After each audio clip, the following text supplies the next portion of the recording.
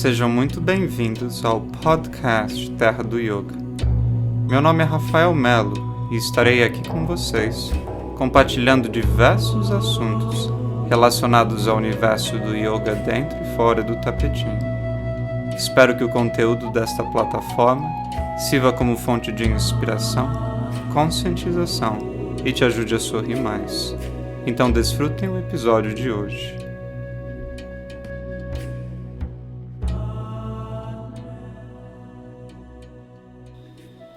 Então, bem-vindos a todos. Tudo bom, Nina? Tudo bem. Espero que estejam todos bem. E agradecer a presença de vocês que estão escutando a gente aqui, participando da gente nesse mundo virtual. E a ideia dessa live de hoje é estar falando um pouco sobre esse projeto que é o Terra do Yoga. Na verdade, eu tinha outro nome em mente, e aí batendo papo com a Nina esses dias, ela falou, poxa, por que você não coloca Terra do Yoga? Eu achei esse nome lindo, achei esse nome maravilhoso. E eu também gostei bastante, e a gente resolveu decidir por Terra do Yoga mesmo. Faz muitos anos que eu já escuto podcast, e o primeiro contato que eu tive foi quando eu estava morando em Xangai e eu acabei me lesionando, fiquei um tempo machucado e um amigo meu me falou sobre esse professor Michael Stone, que ele tinha muitos podcasts super legais a respeito da filosofia do yoga, espiritualidade, budismo, um blend, uma combinação muito interessante. Eu lembro que no primeiro mês eu escutei mais de 20 podcasts dele. Então eu simplesmente fiquei vidrado, assim, apaixonado. E desde então continuei escutando e outros podcasts também. Falei, poxa, seria tão interessante fazer um podcast sobre o yoga e interagindo com pessoas não só daqui do Brasil, mas também professores de outros lugares do mundo, né? De lugares tanto da China, tanto da Europa, dos Estados Unidos. E foi mais ou menos assim que o projeto foi tomando forma.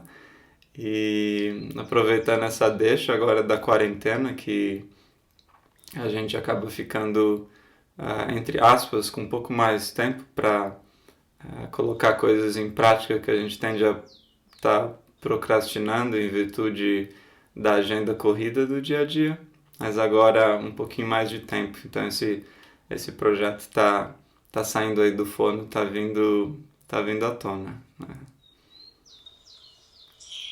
É isso aí.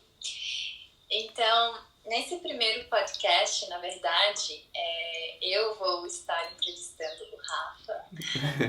Então, eu vou estar fazendo algumas perguntas para ele, perguntar como é que foi todo esse processo de vida, né? Desde que ele começou o yoga até agora. E então vai ser um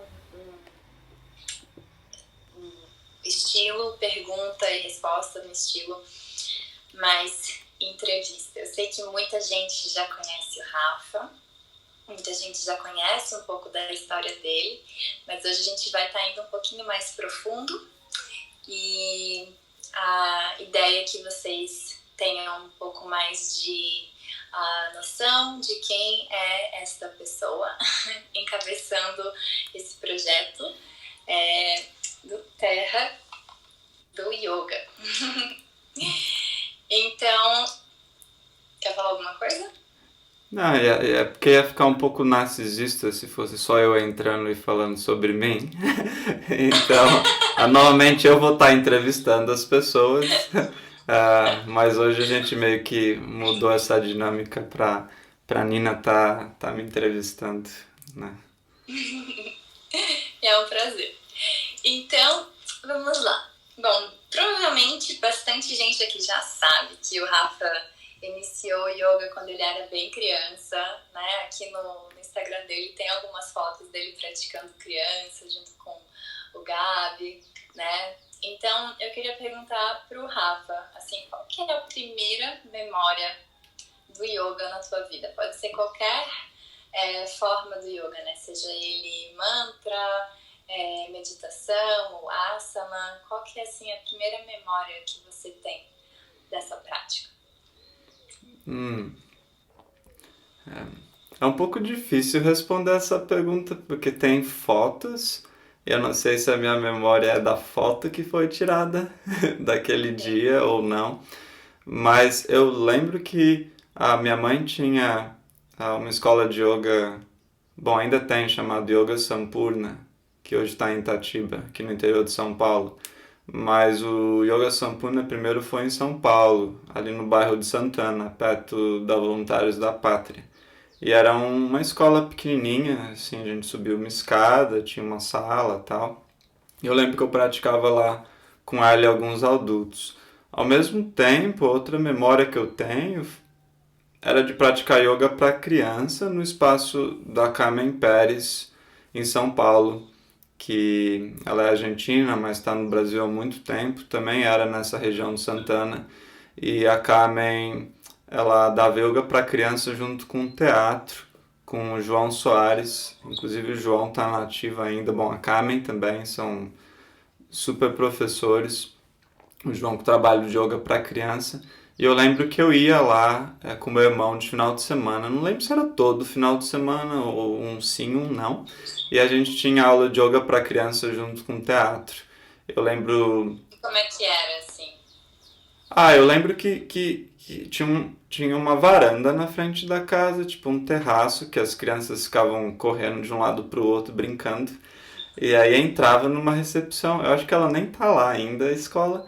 A gente descia uma escada e era como se fosse o subsolo, né? O porão, assim, da casa.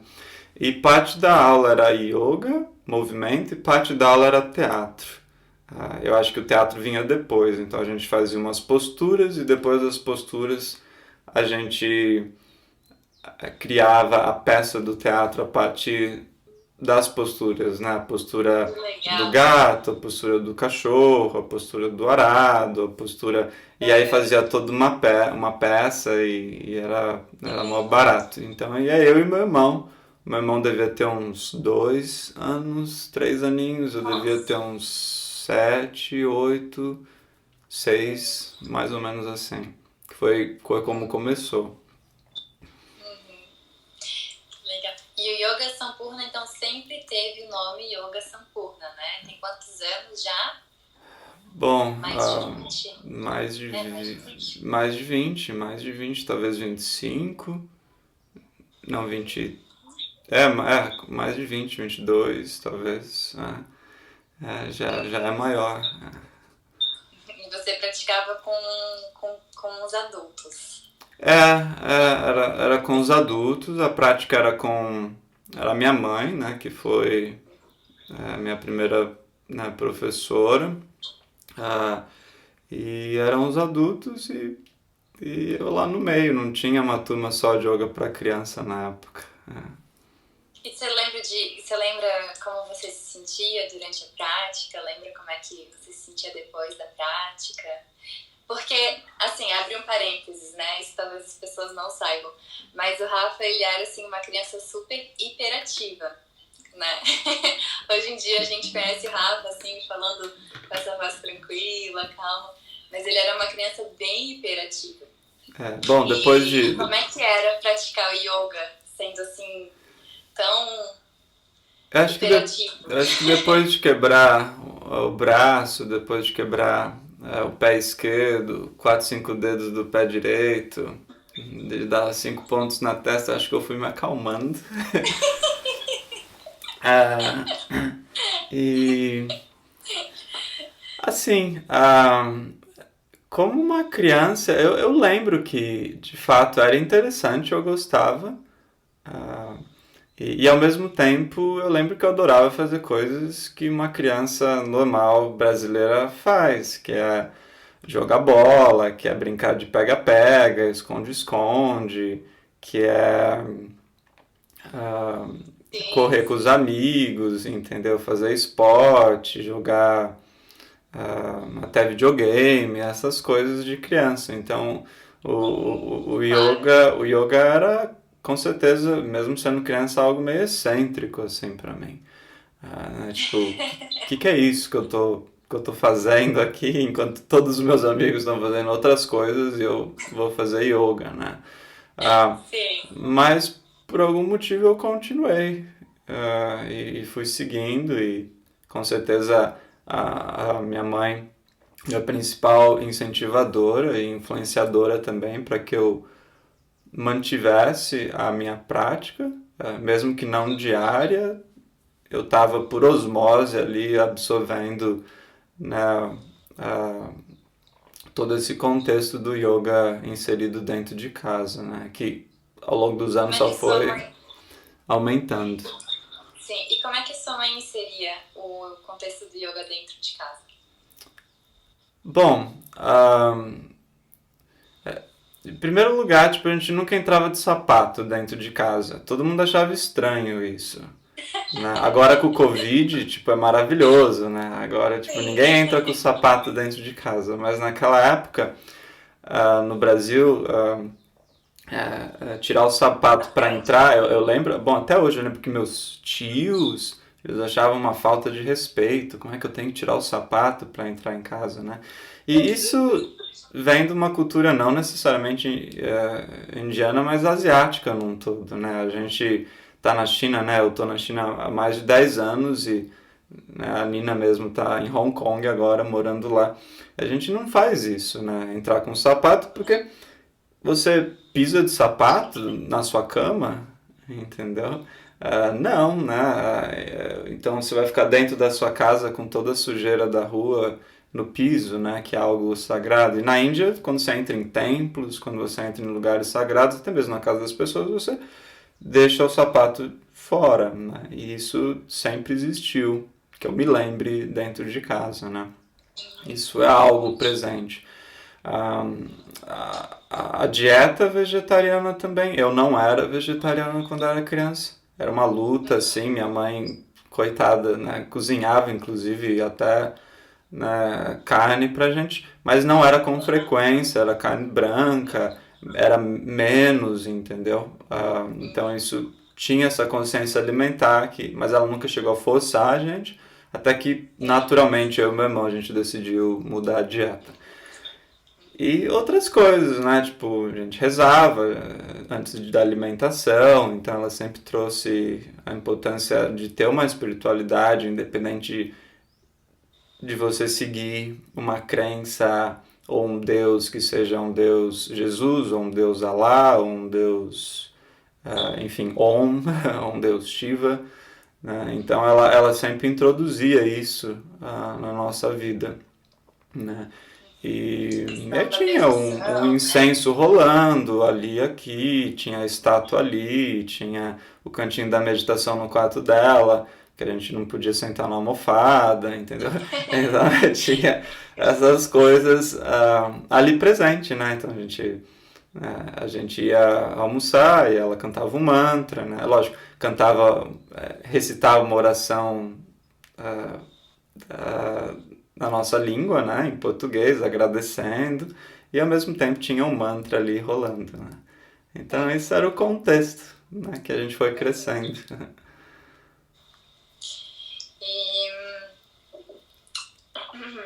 e tá certo. E é que eu tenho duas perguntas aqui, mas eu tô preocupada com o horário. Então acho que eu vou pular uma. Bom, então, né, você foi crescendo e tudo. E daí você fez a sua primeira formação em yoga, né? É, Quantos anos você tinha quando você fez essa primeira formação? foi no meu primeiro ano da faculdade. Então, 18. eu entrei na faculdade com 17 anos. Eu era normalmente o mais novo da sala, mesmo na escola, porque meus pais tinham a opção de eu fazer mais um ano para estar mais certo do que todo mundo ou ficar um ano na frente, então eles acabaram optando para eu ficar um ano na frente. Então eu fiz 17 no final de 2006. Então 2006. novembro de 2006 ah, foi quando eu... Deixa eu ver, 2006... peraí que eu tô até esquecendo.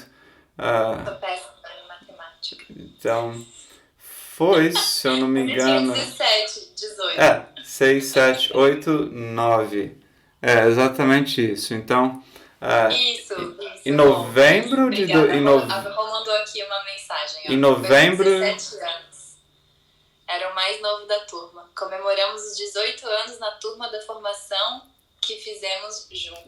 Então, os dois fizeram juntos a formação. Isso, então em novembro de 2005, eu fiz 17 anos, eu me formei na escola, e aí em 2006 eu entrei na faculdade de comunicação social, e ao mesmo tempo foi quando eu e minha mãe juntos, ela foi a grande motivadora, me arrastou para a formação, falou, não, você tem que fazer, e era Power Yoga, e ela falou, não, acho que você vai curtir, que é Power Yoga, é Power, entendeu? Mas tipo, você vai curtir, você é jovem.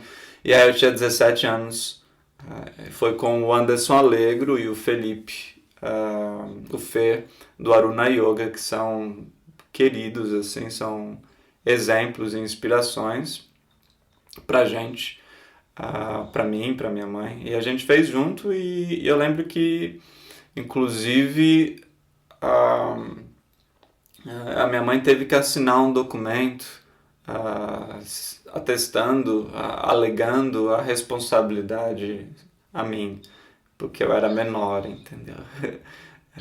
Então tipo, o professor falou, nossa, ele é muito jovem, então vamos falar com a mãe dele só para assegurar que ela é responsável, não a gente. Mas foi isso.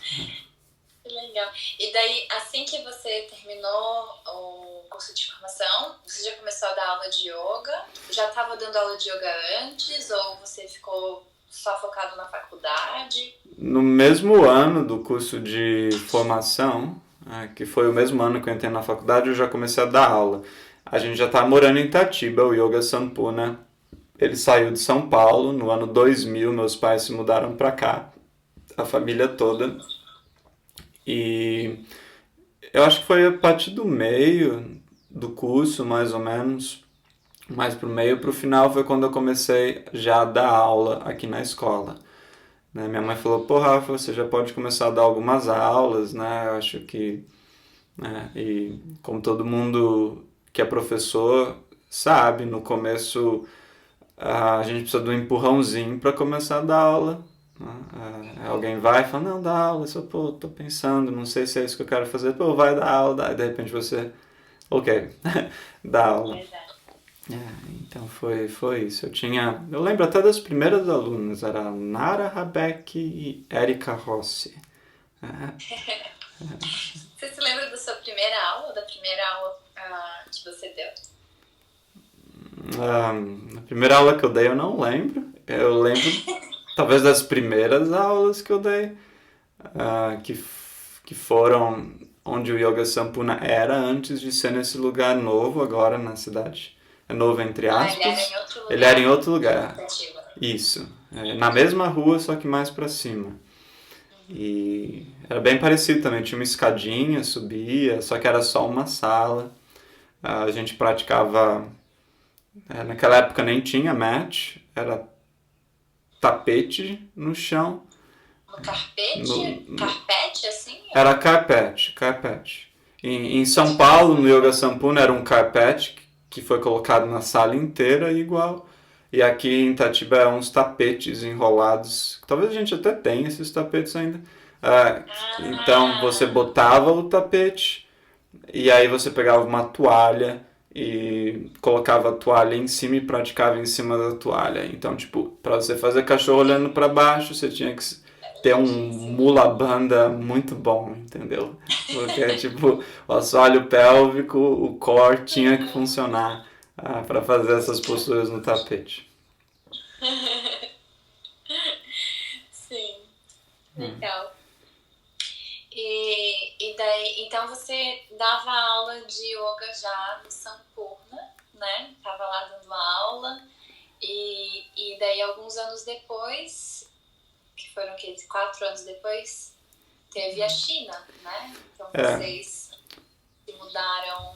isso. A minha mãe abriu o Sampurna, em São Paulo, a gente veio pra cá, ela queria oferecer pra mim e pro meu irmão uma qualidade de vida muito melhor e sem dúvida alguma ofereceu. Uma qualidade de vida assim incrível, a gente subia na árvore, andava pé no chão, É o corria para um melhor lado ar para do o Brasil. outro, um dos melhores ares do O Brasil Rama aqui. sempre fala isso. Sempre que ele tem a oportunidade, ele fala, porque Itatiba tem o melhor ar do Brasil. Tem um ar muito bom mesmo. E, e, e aí, em 2010, meu pai recebeu uma proposta de trabalho para ir para a China. E a princípio ele ia sozinho e minha mãe resolveu ir junto. E ela falou, não, como é que você vai sozinho? Não, de forma alguma, a família tem que estar junta, então a gente vai junto.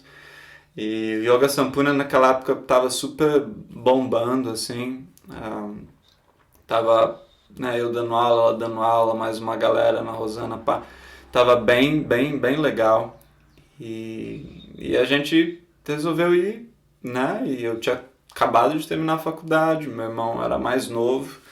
E a gente foi, a gente vendeu os carros, alugamos tudo, arrendamos a escola, entre aspas, né? E a gente foi, entendeu? A gente foi. E, e, e você pensava, assim, em ser instrutor de yoga? É uma coisa assim que você pensou, ai, é meu sonho, né? Não, Agora... Não? sinceramente não. Eu nunca pensei, meu sonho é ser professor de yoga. Não. Não, nem depois da formação de yoga, nada. Bom, depois da formação de yoga, é lógico que eu gostei de dar aula, né? Era um trabalho que eu me identificava muito. Eu cheguei a estagiar bem pouquinho, super rápido, alguns estágios que eu fiz na área da publicidade, da área da comunicação social, marketing e tal. E eu lembro que eu trabalhava um pouco e aí ao mesmo tempo eu ia e dava uma aula de yoga. Ou mesmo durante o projeto de conclusão de curso da universidade, que foi super pauleira, assim, eu ficava na universidade inteiro fazendo um projeto, né, um plano de marketing gigantesco, e aí ia pro Sampurna, né, entrava, dava aula e parece que quando eu sentava, botava uma música, eu falava, tipo, é isso, entendeu? Essa é a minha praia. Eu tinha esses insights, mas eu tava ainda com essa vontade, com essa gana de não jogar no lixo esses 4 anos de investimento na faculdade. Eu falei, eu quero trabalhar. Aí pintou China e como muitos já sabem, foi algo muito, muito kármico, assim, né? A gente mudou para frente de uma escola de yoga, né, numa cidade de 20 milhões de habitantes. A escola de yoga chamava Karma Yoga, entendeu? E aí eu e minha mãe se matriculamos, e aí começamos a fazer amizade com a galera do yoga de lá, e aí minha mãe, né, quem conhece ela sabe, super festeira, amiga de todo mundo da escola, virou desde o pessoal das vendas até as limpadoras, até o dono. E aí, tipo, depois de um tempo já tava rolando kirtan na nossa casa, música com Na a casa? galera, no apartamento, tanto que o prédio veio reclamar, porque é todo um som alto, entendeu? Tipo, imagina, as construções na China são super frágeis, assim. Então você tá num prédio super chique, mas um isolamento horrível. Então imagina, mridanga, harmônio, 20 pessoas cantando Mahamantra, entendeu? Hare Krishna.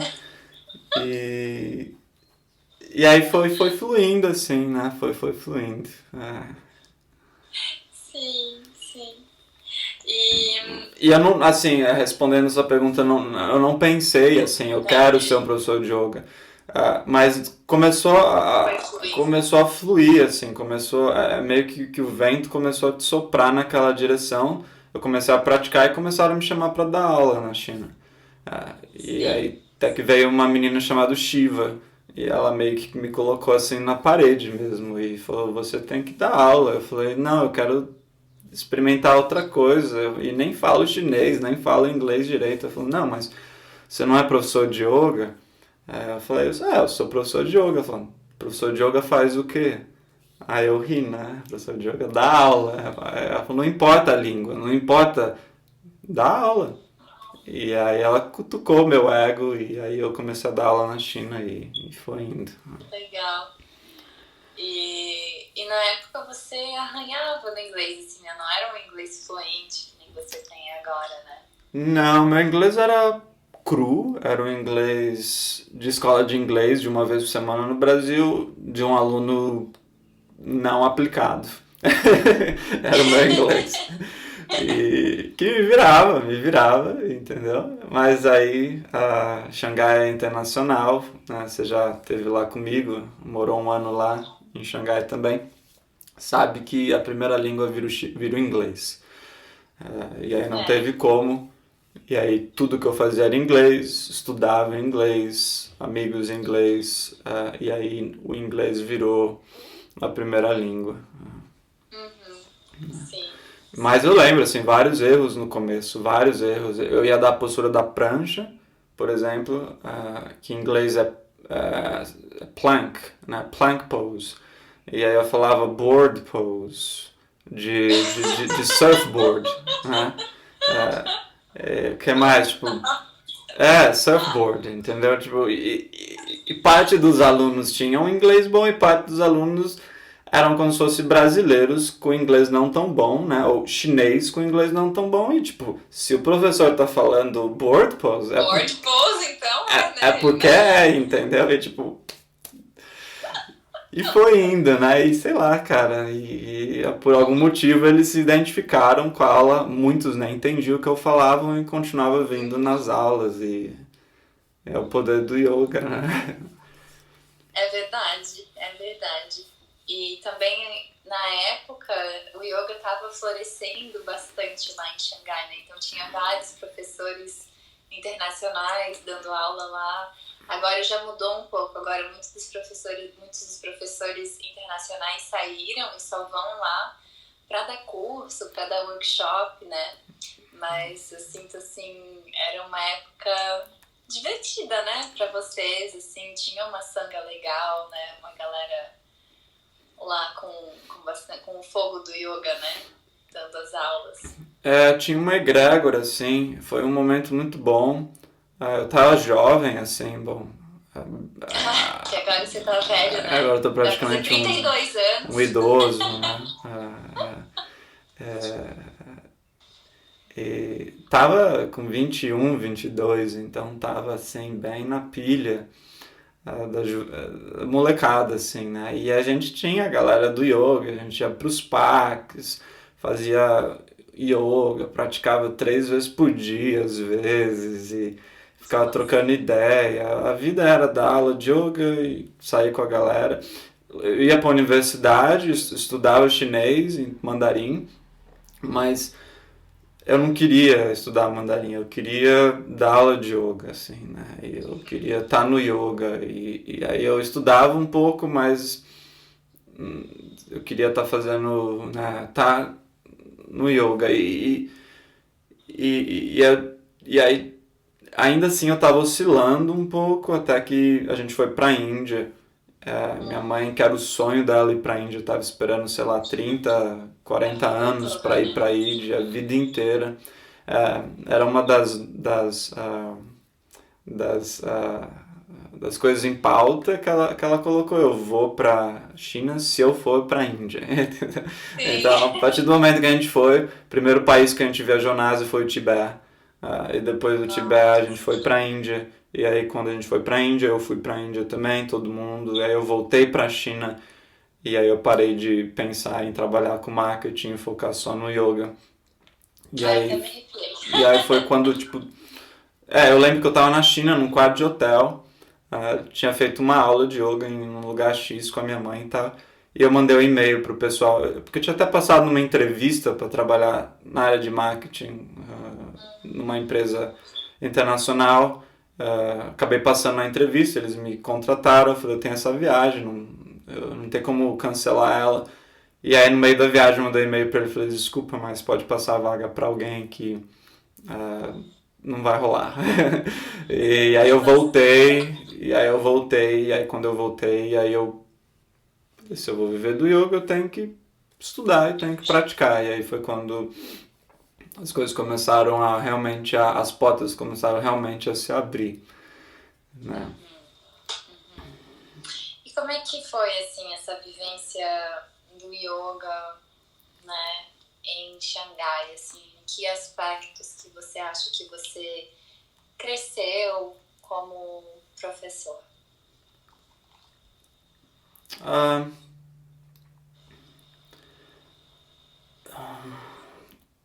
Quando você é novo num lugar, você é muito julgado. Só pelo fato de você já começar a dar aula de yoga e ter gente experiente já te olhando, já te julgam, assim. Hey, Clayton! Cool. Já te julgam, assim. Porque você é um professor novo, entendeu? A não ser que o aluno sabe menos que você. Então, você está num país novo, que você não domina a língua, não domina o inglês direito. Ao mesmo tempo, você não tem uma flexibilidade tão, eu diria assim, tão brilhante assim como o chinês tem, entendeu? Tipo, então você tinha todas essas impressões, né, esses malas, né, que a gente chama, né, que são os três principais malas, né? Então um deles é eu não sou bom o suficiente, eu não consigo, esses pensamentos limitantes.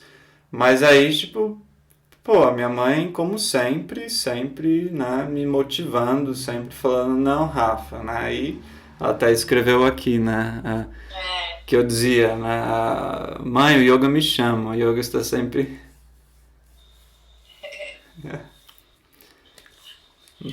Chamou tanto que nasceu na barriguinha dela, né? Nasceu da Rô. Chamou de outras vidas, com certeza.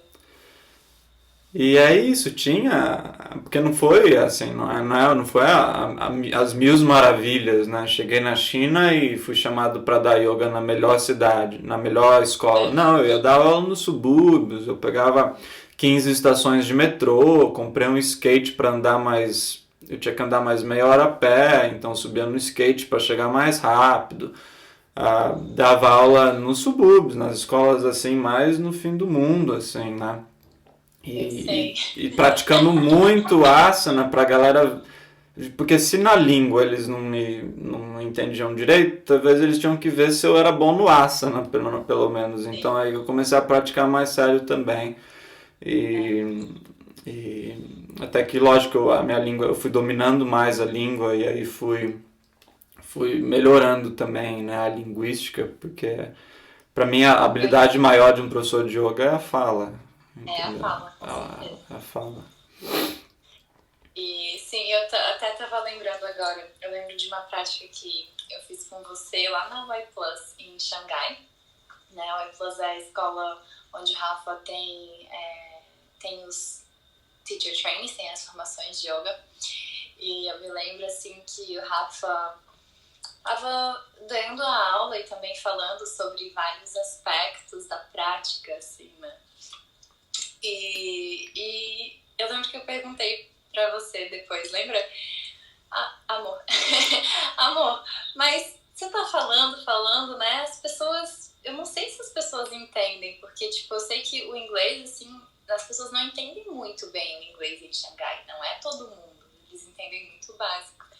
E daí, o que você falou? Você falou, eu falo porque sempre vai ter alguém que vai entender alguma coisa, e mesmo que não tiver ninguém entendendo, eu falo pra mim mesmo.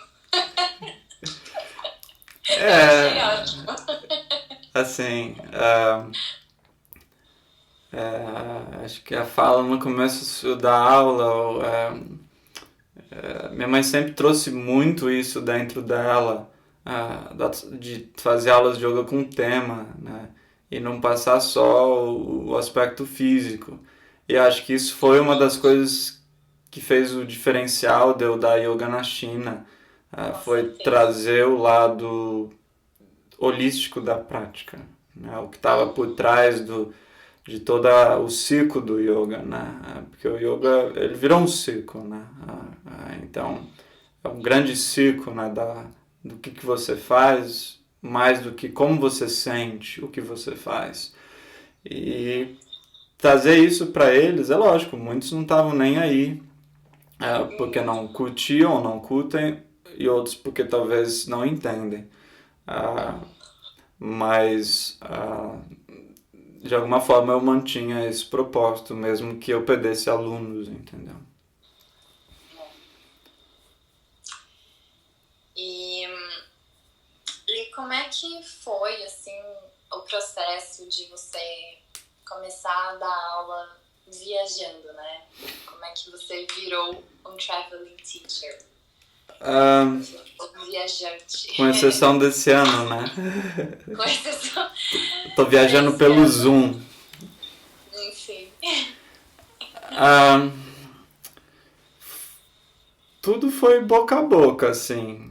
Tudo foi muito boca a boca, assim. Eu dava aula em tais lugares, eu dava aula num lugar chamado Ana Maia, com um lugar que eu e minha mãe a gente adorava ir, um lugar de comida macrobiótica, da Kazu, que é uma japonesa que morava na China, a gente fazia os kirtans lá, tinha uma egrégora assim muito forte da galera mais hippie do yoga Que lá, legal. né? Aí a gente se juntava, a galera do mundo inteiro que dava aula de yoga lá. E hoje em dia esse lugar não tá, caso tá na França. Inclusive encontrei ela uns anos atrás em Paris. Ah, e, e aí eu fui chamado para trabalhar nessa escola chamada Y Plus, que a Nina falou, e os caras são bem grandes, assim, são um monstro. Era uma das maiores de Xangai, assim, talvez até da Ásia no geral. E E essa escola me expôs muito, porque ela é grande, né? E aí fui conhecendo professores também de outros países, e aí foi quando começou a rolar. Uma amiga minha me convidou para dar aula de yoga, para dar um retiro com ela no Sri Lanka, a Heidi, aí eu fui, dei o retiro, aí ela me apresentou para uma marca de yoga chamada Easy Yoga, os caras resolveram me patrocinar, e aí me chamaram para ir para Taiwan, em festivais de yoga, conferência de yoga, e aí, e aí começou a rolar coisa na China para ir para outros lugares, né? E aí eu fui pro Japão, e aí dei, né, um workshop no Japão, aí fui para Singapura, aí dei um workshop em Singapura, aí fui para Taiwan mais de 10 vezes, comecei a dar uns cursos, aí em Hong Kong também. E aí só foi rolando, aí fui para Indonésia, aí Bali, retiro de yoga, aí Tailândia, o retiro flutuante, Sim. Filipinas, aí fui pra Medan dar aula de yoga, tipo, galera muçulmana praticando de burca, mó barato. E aí foi indo, assim. Mas foi tudo meio que orgânico, não foi nada tipo que eu planejei, eu quero sair viajando o mundo dando aula de yoga. Não. Aí fui conhecendo gente, aí foi pintando, pô, aí foi pra Bruxelas, aí Itália, né? E aí foi indo. Né? Uhum. Como é que é essa vida? Ah, eu sinto muita falta de viajar, muita falta de viajar e dando aula de yoga por aí. Mas ao mesmo tempo não é flores igual todo mundo pensa.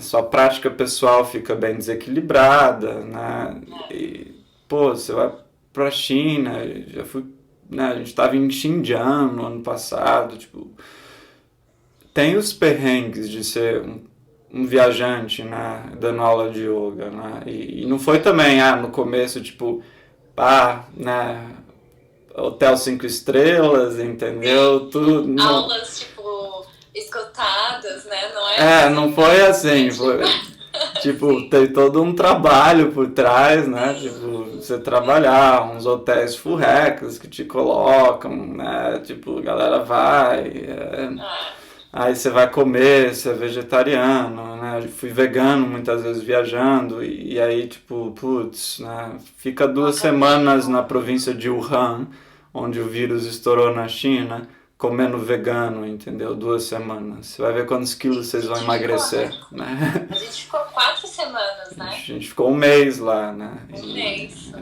lá, verdade. Então tem Um os mês. perrengues por trás, né, disso, mas por outro lado você conhece culturas novas, você conhece pessoas novas, você espalha o yoga para cantos diferentes, é lindo, assim, é muito lindo, né? Uma coisa que eu gosto, na verdade, de estar em um lugar só, é que tu também cria relacionamentos mais profundos com os teus alunos, né? Ao É, invés de ser, por exemplo, um workshop que você vai lá e dá uma semana, um final de semana, quando você está em um lugar só, mesmo que seja online, é, né? A gente desenvolve ali aquela comunidade mais engajada, né? Então você consegue observar os alunos, quem começou a praticar com você em março, hoje em dia você já vê, né, uma grande diferença, um grande progresso desde que eles começaram. Então tudo tem os seus prós e os seus contras, né? sem dúvida alguma, você cria esse relacionamento, né? E tanto que depois assim, no começo tem aquela euforia, né, do shopping around, né, é como se fosse jogando War, né, então eu quero botar mais pininhos em todos os países, então, não, eu quero ensinar yoga em todos os países, né, tipo, agora eu quero ir pra lá, mas aí você começa a ver que o lindo da prática do yoga é realmente o que você falou, que é criar esse relacionamento com as pessoas, já que yoga é relacionamento, né? E aí eu comecei a voltar para os lugares ao invés de pensar toda hora, né? E porque gente, a gente conhece muitos lugares, então dá para ir para muitos lugares. Mas por que não voltar para tais lugares em que, é lógico, de vez em quando ir para lugares novos nós mantém. Então, por exemplo, Xangai é um deles, né? A Tailândia é um deles, né? Alguns lugares na Europa também, tá? Aqui no Brasil mesmo, né? Voltando todo ano ou quase todo ano nesses lugares e você mantendo esse contato com as pessoas, né? Com certeza. E eu queria perguntar para você, assim, quais que são as suas maiores referências no yoga? Bom, primeiro, sem dúvida alguma, minha mãe. Ela vai estar participando bastante desses podcasts também, com muitos temas. E esse podcast Terra do Yoga, a terra não é minha, nem de ninguém, mas ao mesmo tempo é de todos. Então é um espaço aberto em que pessoas vão estar vindo e compartilhando assuntos plurais, né? Então ela, com certeza, é a grande referência para mim, a primeira, e porque eu tô perto dela, então eu sei o quanto ela pratica o que ela ensina, o que é raro, Sim, o que é muito raro. Então isso é incrível, né? Se os alunos soubessem disso, é um pouco do que eu sei, o quanto que ela vive o que ela pratica, ou melhor, ela pratica o que ela vive, bom, vice-versa também. Então é ela a grande referência. E os professores que eu fiz a minha primeira formação, o Anderson Allegro, sem dúvida, né, ele tem as qualidades que eu admiro e vejo num professor, que é a estabilidade, firmeza, mas ao mesmo tempo o sukha, a doçura, doçura. né? E muitos outros que tem por aí no Brasil, tem professores incríveis. O Doug Keller, de yoga terapia, que eu gosto bastante. Michael Stone, que deixou o corpo, que uma grande inspiração, que eu estudo muito com ele, com o que ele deixou, né, de livros. E sem dúvida alguma, meu professor principal, que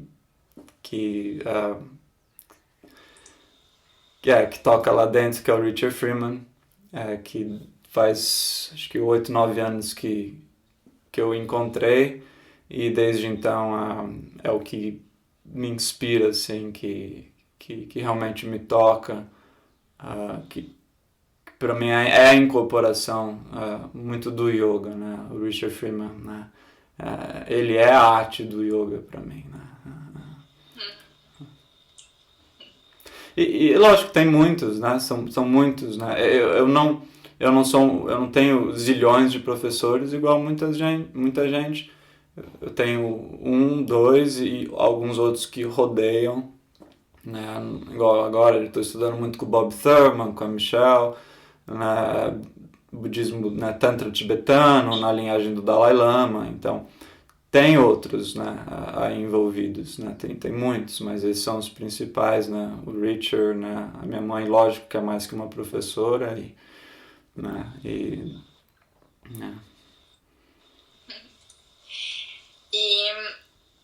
pra gente finalizar, assim, são 2 perguntas em mim.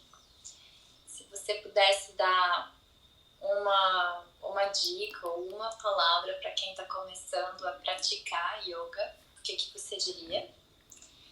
E também, mesma pergunta, né, qual que seria a palavra que você teria para oferecer para pessoas que estão iniciando a dar aula de yoga, né, a compartilhar o Dharma? Para quem está praticando, né, tem que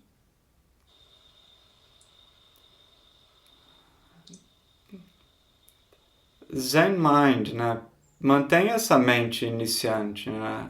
Para quem tá começando agora, essa mente curiosa, né?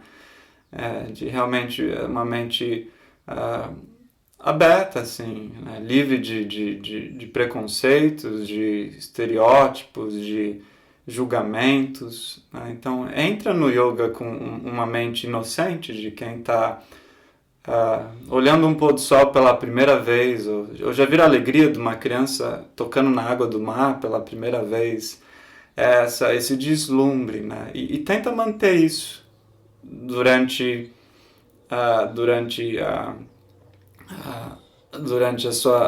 sua vida dentro do yoga, né? Manter isso, né? Essa curiosidade, essa curiosidade saudável, né? Essa leveza que a prática pode ser, não precisa ser difícil, porque a prática é um relacionamento não precisa ser difícil, não precisa ser pesado, duro, árduo, pode ser leve. E para quem dá aula, entendeu? Para quem está começando a dar aula, dar aula com amor, né? Realmente, se é o que você quer fazer, se você coloca o seu amor lá, entendeu? Não tem como dar errado. Por mais que você não domine a linguagem, por mais que você não saiba como sequenciar uma aula redonda, por mais que você não faça todas as posturas, por mais que você, enfim, não seja um expert ou domine o assunto, coloca o amor, entendeu? É comida de vó, né? Se ela põe o amor, tá bom, a comida está uma delícia, né? A gente sente isso. Então coloca isso e seja autêntico. Eu acho que isso é muito importante, seja autêntico, né? Seja verdadeiro, né? Seja você mesmo quando você está dando aula, né? Passa o que você acredita, realmente o que você sabe, o que você acredita, o que você reconhece, né? E o quanto aquela prática, né? Uma vez perguntaram para o Dalai Lama quais são os requisitos para ser um professor de yoga, as preliminares, né? Ou um professor no geral. E o Dalai Lama respondeu: ter alunos que te reconheçam como professor de yoga. Ou seja, para você ser um professor, basta ter pessoas que te aceitem como professor, né? Que te acham, né, um professor. Ou seja, você não precisa ter PhDs, mestrados, 10 formações, entendeu?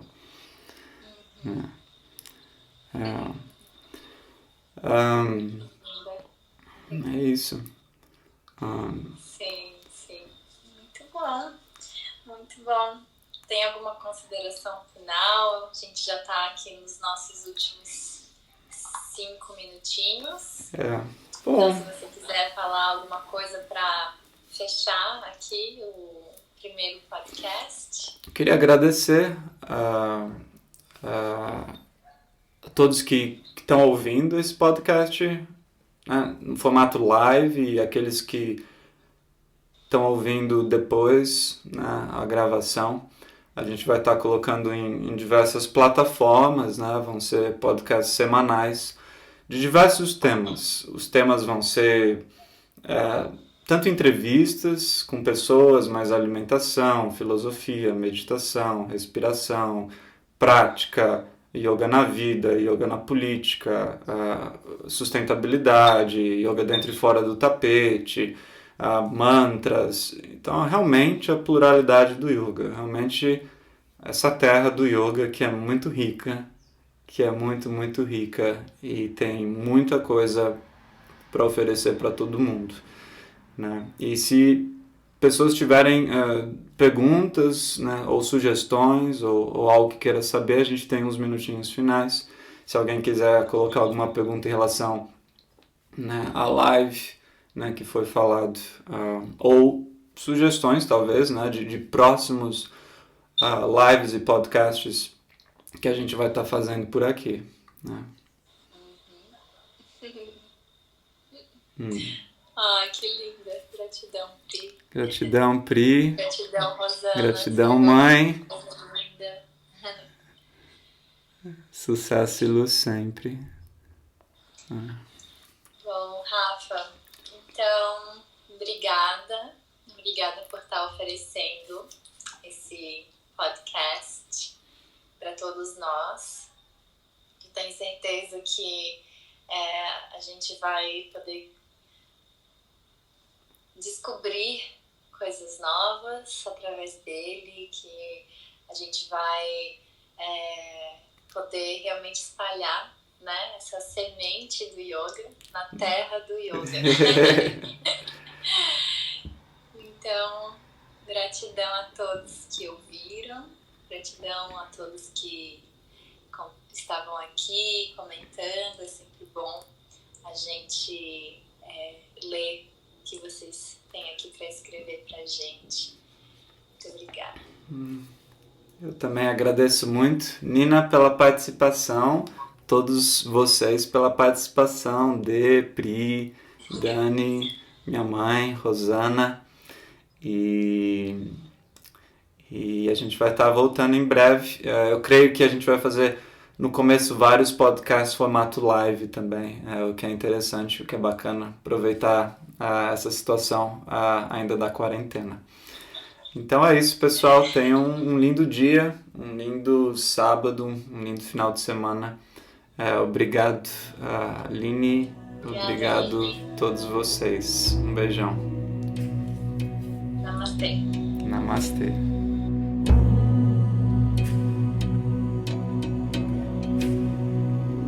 Obrigado por fazer parte desta comunidade virtual. Aproveite e se inscreva no meu canal do YouTube e siga o meu perfil aqui no seu streaming favorito. Grande abraço e até a próxima.